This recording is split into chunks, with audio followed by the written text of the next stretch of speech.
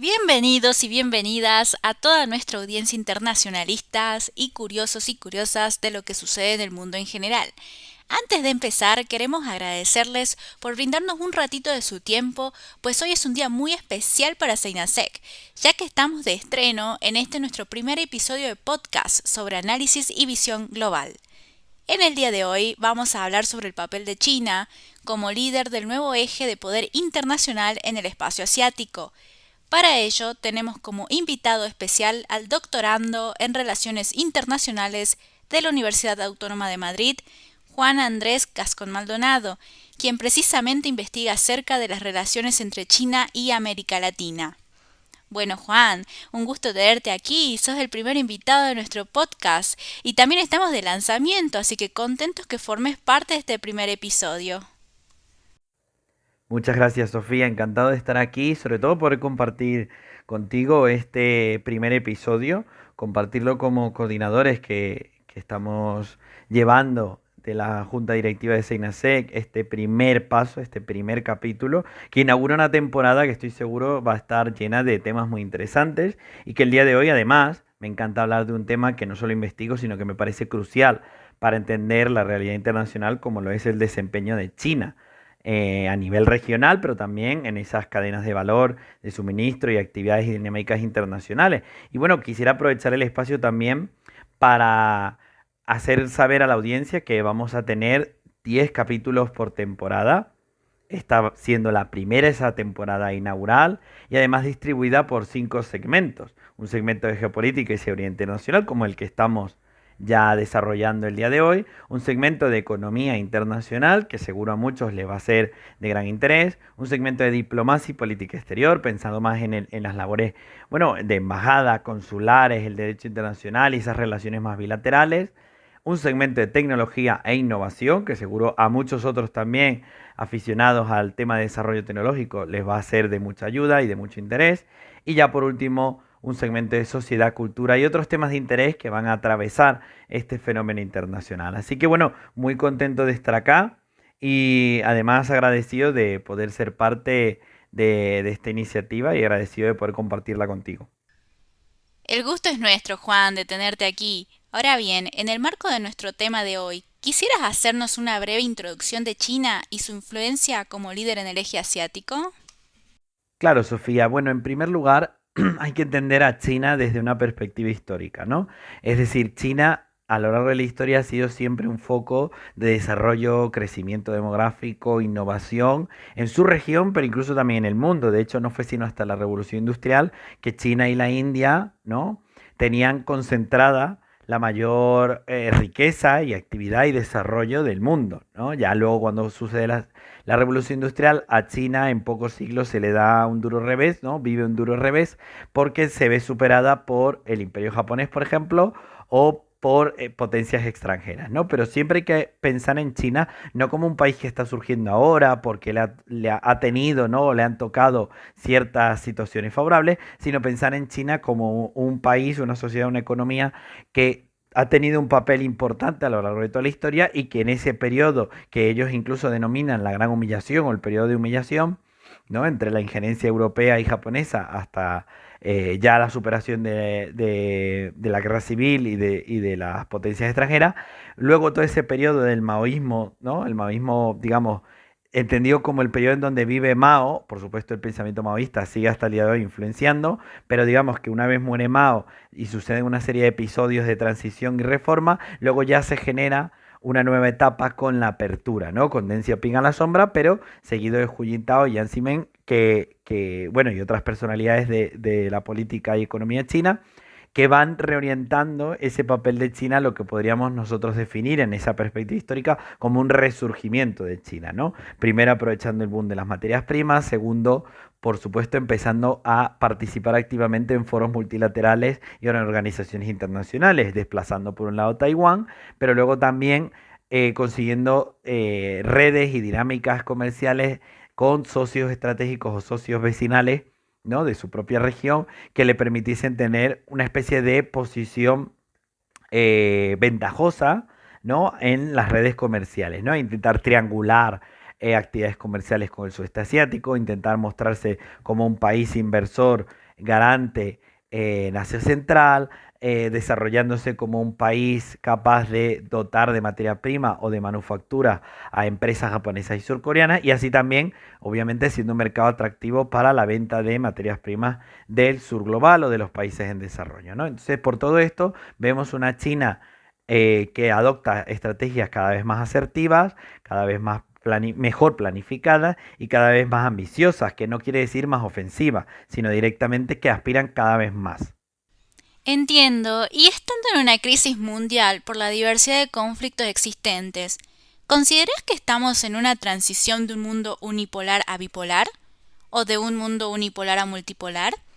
Y de acuerdo a esto, ¿cuál será el rol de China en esta nueva transición como actor fundamental en el continente asiático?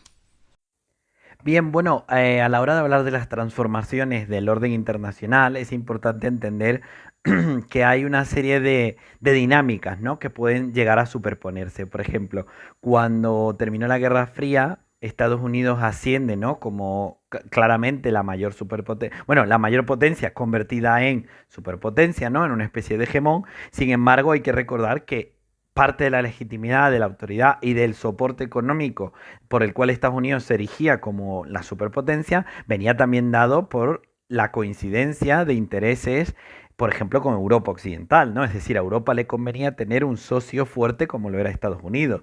Por supuesto, no se les iba a enfrentar, pero tampoco estaban sometidos, visto de una manera, ¿no? Desde el hard power y ni siquiera en el soft power. Es decir, por supuesto, Estados Unidos tomaba decisiones y tenía una influencia tremenda, por ejemplo, en el marco de la OTAN, pero Europa seguía teniendo su capacidad de agencia, ¿no? Y seguía teniendo cierto nivel de contrapeso de Estados Unidos, un contrapeso positivo, es decir, la capacidad de negociar con su propio socio, con su propio aliado, ¿no? Entonces, gran parte del soporte internacional que tuvo Estados Unidos fue porque había muchos países, también en el subglobal, que les convenía o que tenían una buena relación con Estados Unidos. Algo similar sucede con China. Ahora, en esta dinámica hay que entender que si bien Estados Unidos tenía soporte o tenía apoyo o coincidía en intereses con otros países, así como se da esa posición un tanto unipolar, en realidad también se podría superponer una posición jerárquica. Es decir, no es que Estados Unidos fuera el único poder en el mundo,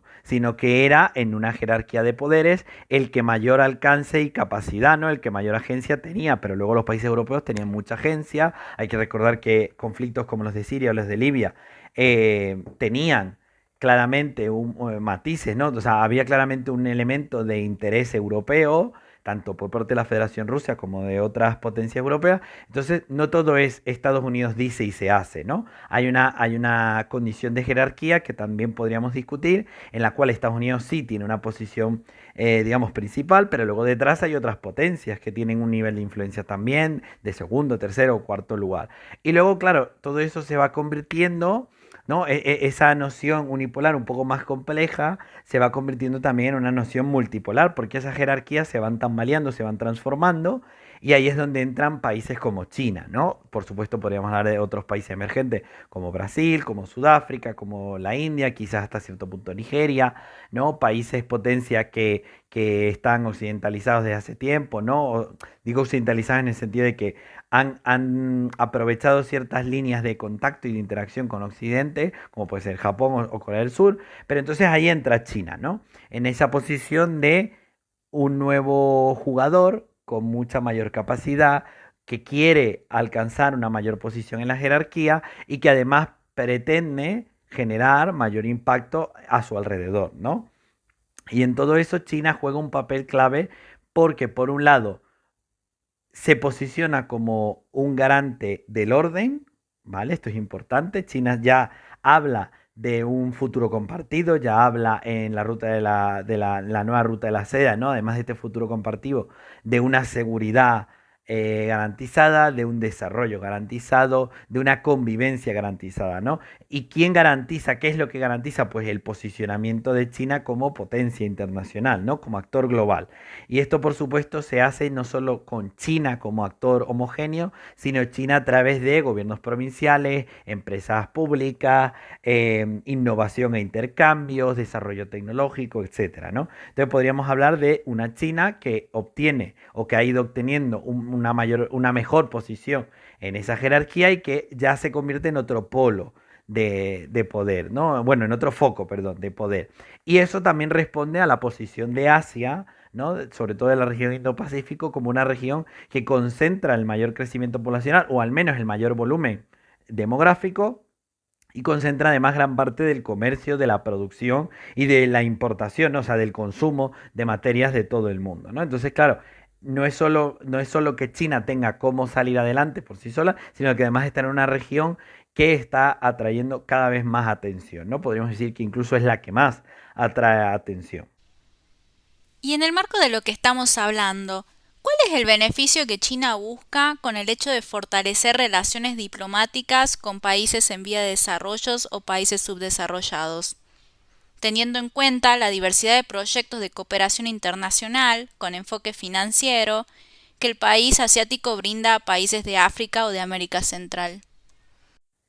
Bueno, como tú bien preguntas, ¿no? ¿Qué beneficios hay? Yo creo que en primer lugar habría que pensar en que uno de los mayores beneficios que obtiene China, ¿no? A la hora de acercarse a sus vecinos regionales o a diferentes países con los que se puede asociar, es en primer lugar ganar mayor credibilidad, ganar mayor legitimidad, ¿no? Y mayor reconocimiento por parte de la comunidad internacional, ¿no? Es decir, yo me abro, yo tengo esta apertura y tengo una cada vez mayor participación en el ámbito internacional, ya sea a nivel comercial, tecnológico, educativo, multilateral, de foros internacionales, etcétera, para poder que cada vez más gente me vea a mí como un actor participativo, ¿no? Como un actor que está siempre atento y dispuesto bueno, a tomar posición en asuntos importantes, ¿no? Entonces, claro, en esta línea, uno de los mayores beneficios que tiene, además del reconocimiento, como venía diciendo antes, es que en esa estrategia, como por ejemplo podría ser la nueva ruta de la seda, ¿no? La iniciativa OBOR,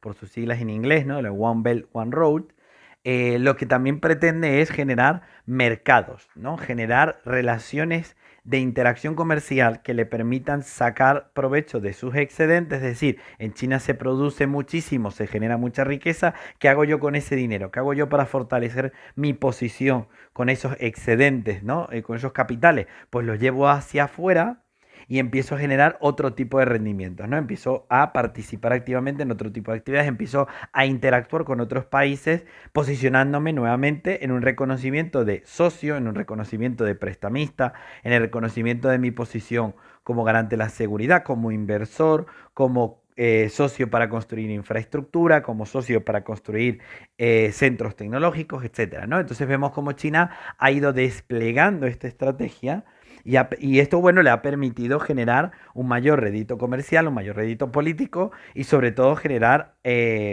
o bueno, perdón, al generar esto asegurar cadenas de suministro vitales, ¿no? Por ejemplo, de alimentos, tierras cultivables, agua, combustibles, como lo ha hecho recientemente con Arabia Saudí e Irán, intercambios tecnológicos, como lo ha hecho con prácticamente todos los vecinos y varios países socios, materias primas estratégicas, ¿no? O de gran valor industrial, como lo puede estar consiguiendo con el litio en Sudamérica o en África, con el coltán y también el litio.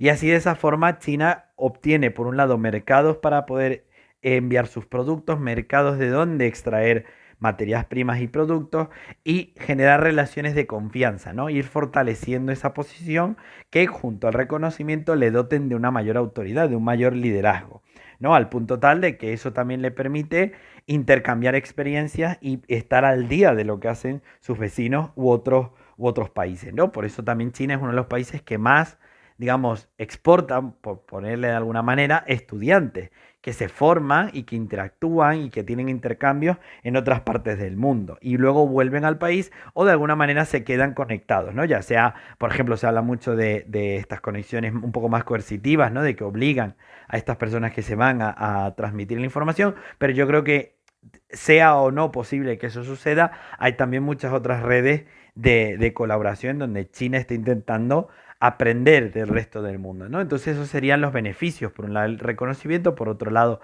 las ganancias directas y por otro lado también esa legitimidad y esa mayor, ese porcentaje de participación que va a ir acumulando. Y desde tu perspectiva, ¿Cuáles son aquellos socios estratégicos con los que cuenta China, ya sea en Asia o a nivel mundial?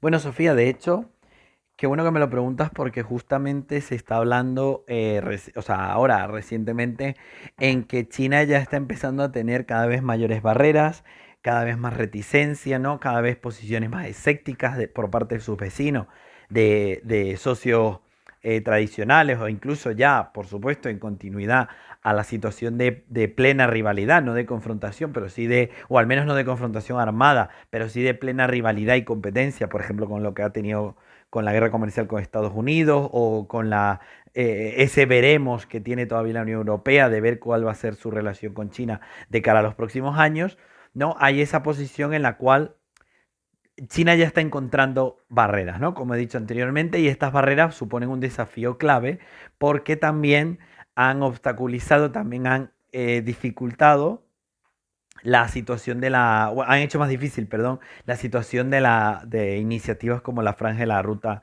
de la nueva ruta de la seda, ¿no? Y esto, claro, supone pérdidas económicas, supone pérdidas en la confianza internacional, parte de ese propósito de China de funcionar como moderadora, ¿no? Como posible mediadora del conflicto en Rusia y Ucrania viene a responder este mismo elemento, ¿no? De China intentando recuperar confianza, ¿no? Muy dolida por la pandemia también, y China intentando recuperar su posición. Entonces, claro, si volvemos al punto que preguntabas, ¿no? ¿Cuáles son esos beneficios y cuáles son las posibilidades que tiene China en este panorama? Digamos que China está intentando mantener la ruta que venía tomando de acercarse y de generar con respecto a los países en desarrollo y sobre todo el sur global, generar una relación de confianza, una relación de intercambio positiva, etcétera. Mientras intenta mantener esa ruta, adapta algunos mecanismos, ¿no? Matiza su relación o su comportamiento en el plano internacional y de los actores que la componen, e intenta también generar no solo nuevos mercados, es decir, hay una ruta ya establecida para generar mercados, pero ahora quiere garantizar que no dependa de un solo mercado que ha generado, ¿no? Es decir, ya no es solo depender de materias primas de África, sino también de América Latina, ya no es solo tener intercambios con el sudeste asiático, sino también con Asia Central. Ya no es solo venderle manufacturas o tierras raras a Occidente, sino colaborar y cooperar y generar beneficios mutuos en el desarrollo tecnológico y la transición verde con países en desarrollo, etcétera. Entonces China está intentando, sí, mantener una ruta, pero adaptándola. Y lo otro que también, digamos que podría dividir, ¿no? La cuestión entre aliados, socios y clientes, podría ser, por ejemplo, la capacidad que tiene China para mantener una buena reputación, ¿no? En este ámbito yo creo que África sigue siendo uno de los espacios en donde China todavía mantiene una opinión pública bastante favorable, ¿no? Bastante a su favor, positivamente, mientras que por el contrario vemos como en América Latina todavía hay mucho escepticismo, ¿no? No hay una posición formada ni coordinada, sino que hay más bien una relación bilateral. Con Europa hay una gran asociación comercial, una gran participación, pero no se puede hablar de algo más allá de ser un socio comercial o de ser un cliente en determinados sectores, ¿no? Ni siquiera con la Federación Rusa podríamos decir que se puede hablar de una alianza, ¿no? Lo que hay es una coincidencia de intereses, ¿no? Comparten ciertas aspiraciones y ciertas agendas, y por eso es que se puede hablar de una asociación estratégica ya en el ámbito geopolítico, ¿no? Pero digamos que el beneficio central es, por un lado, ese rédito económico, seguirlo manteniendo, recuperarlo después de la pandemia y después de estas situaciones, y también mantener cierto liderazgo regional, el cual ya está siendo respondido. Si bien venimos hablando de aquellos socios estratégicos ahora, ¿cuáles son aquellos rivales dentro de la zona asiática para China? Tomando como punto de partida el conflicto que se ha llevado varios años, por ejemplo, con Taiwán. Vale, en el caso de los rivales, ¿no? O de aquellos países que podrían suponer una competencia explícita, porque en general en el mercado todos los actores compiten, ¿no? En el mercado internacional y en las diferentes industrias, por supuesto China ya compite con muchos de sus propios socios o ya sea comerciales o estratégicos a nivel geopolítico, pero ya cuando hablamos de una competencia más explícita, ¿no? Más frontal, menos pensada en ese desarrollo entre partes, sino más pensada en un juego de suma cero, ¿no? Aquí es importante entender que hay dos dimensiones, ¿no? De este tipo de rivalidades. La primera es la regional, ¿no? Al final un vecindario siempre está en constante deliberación de cuál va a ser aquel vecino, ¿no? Aquel miembro de ese vecindario regional que tenga mayor preponderancia, ¿no? Que tenga una posición de privilegio, una posición de fuerza. Y aquí claramente ya se empieza a observar que ese desempeño histórico que había tenido de rivalidad y conflicto entre, por ejemplo, Japón y China, ha vuelto a resurgir cierta tensión, ¿no? No digo justo ahora, después de la pandemia, sino que ya en los últimos 7, 10 años, pero especialmente en los últimos 5, ya se ve un Japón, por ejemplo, a nivel asiático, mucho más abierto, ¿no? A una confrontación, por supuesto no armada, en ningún momento Japón o China se han declarado abiertamente que quieran atacarse y probablemente ni siquiera lo conciban de esa forma, pero sí hay ya una declaración por parte de los gobiernos japoneses, con una declaración continua de que China puede llegar a ser o puede convertirse en determinados elementos o en determinadas dinámicas en una amenaza para la soberanía de Japón, ¿no? Antes, por supuesto, se competía con China, pero ahora vuelve a resurgir la idea de que China puede ser, ¿no? O está siendo en algunos elementos, en algunas industrias, en algunos mercados, en algunos ámbitos, una amenaza. ¿No? En este sentido, Corea del Sur también se posiciona como un actor muy escéptico, yo diría que incluso ya eh, totalmente prudente con respecto a la posición de China, ya no solo por la relación un tanto complicada, pero al fin y al cabo existente entre China y Corea del Norte, sino también por la posición que tiene Corea del Sur a nivel territorial, compartiendo mares territoriales y frontera con China, ¿no?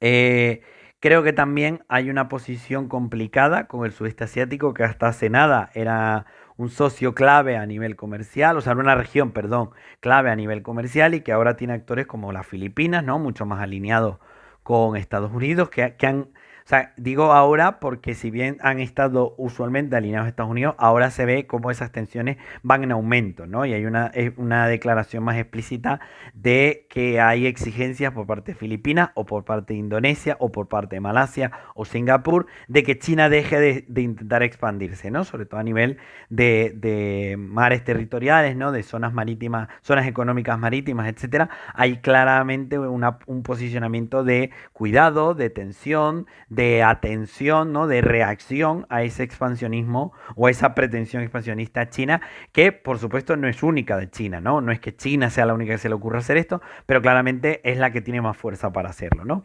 Y ya por último podríamos hablar de a nivel asiático de la India, un país que tiene esta posición de contrafuerte con China, ¿no? Porque por un lado China sabe que la India puede ser muy poderosa y la intenta contener, y por otro lado la India se posiciona como un actor que si lo quiere puede contener a China, ¿no? No de forma directa, recordemos, vuelvo a repetir, no estamos hablando de una confrontación explícita militarmente, pero ya se habla de pequeños choques, ¿no? En la región de Cachemira, las regiones limítrofes de la zona del Himalaya, bueno, de toda la cordillera y del Tíbet, ya hay una situación de tensión con China, ¿no? Y ya vemos a ejércitos desplegados en esta región. Y luego ya a nivel internacional, vuelvo a decir, el caso de África América Latina todavía no está en una posición tan clara.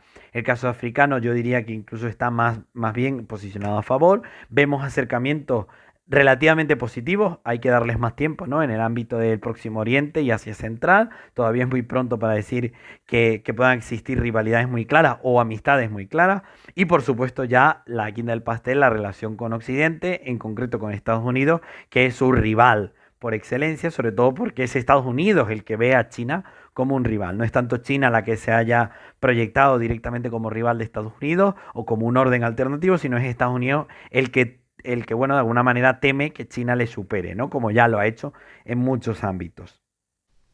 Ahora bien, Juan, si bien sabemos que China ya es un eje de influencia no solo en Asia, sino que a nivel mundial, ¿desde qué percepción se puede considerar a China como la segunda potencia mundial, solo por detrás de Estados Unidos? Bien, bueno, para responder esa pregunta hay que unir un poco lo que hemos venido hablando, ¿no? Por un lado, China ha tenido un crecimiento económico acelerado, con unos niveles inéditos, ha podido sacar de la pobreza a todo ese porcentaje de la población que estaba en una condición de alta vulnerabilidad, ¿no? De pobreza extrema, ha podido recuperar, ¿no? La capacidad productiva de toda esa parte de la población, ha podido asentar un desarrollo urbanístico que por supuesto tiene muchos desafíos, pero que sigue siendo de los mejores del mundo. Se ha posicionado comercialmente, políticamente, se ha posicionado a nivel tecnológico, entre los más grandes. Y por otro lado, tiene todos estos desafíos y complicaciones que vengo diciendo. Por un lado, con la pandemia que ha afectado muy negativamente la economía china, ¿no? El tema de la política de covid cero les ha perjudicado mucho. También los mecanismos de control social que ha desplegado el gobierno central para mantener la calma, ¿no? O al menos cierto nivel de armonía social no han sido suficientes, o al menos no se han llevado de la mejor forma posible, porque el costo político y el costo social han sido en algunos casos mayor. Luego, por supuesto, también ha tenido problemas para mantener su reputación en el exterior. Estados Unidos ha reaccionado en algunos episodios muy frontalmente y sobre todo está muy precavido con lo que pueda suceder en Taiwán. Entonces China tiene ya ahí también otros puntos de tensión. Y luego la ruta de la franja bueno, perdón, la iniciativa de la franja y la ruta, ¿no? De la nueva ruta de la seda, la iniciativa OBOR que hemos venido hablando, también está teniendo un desempeño un poco más precario, ¿no? Un desempeño un poco más lento, un desempeño un poco más negativo, y esto por supuesto hace que China empiece a tener menor beneficio, ¿no? Empiece a tener pérdidas, empiece a tener que dedicar mayores esfuerzos, mayores recursos para intentar recuperar la situación, y por supuesto esto la deja en un panorama un poco más incierto. Ahora, teniendo en cuenta esas fortalezas y esa trayectoria y a la vez ese escenario un poco más reciente de complicaciones y de barreras, creo que sí se le podría posicionar a China como una debutante a superpotencia muy claro. Por un lado, porque estamos hablando de un solo país, no es como pasa con la Unión Europea, que al final hablamos de un bloque de países, de los cuales varios independientemente son potencias, como el caso de Francia, el caso de Alemania, el caso de Reino Unido, quizás en menor orden España, ¿no? Pero son países potentes por sí solos y que luego juntos pues forman este bloque de la Unión Europea que tiene bastante capacidad normativa, capacidad económica, quizás geopolíticamente todavía está muy pequeña o se le podría situar un poco más abajo.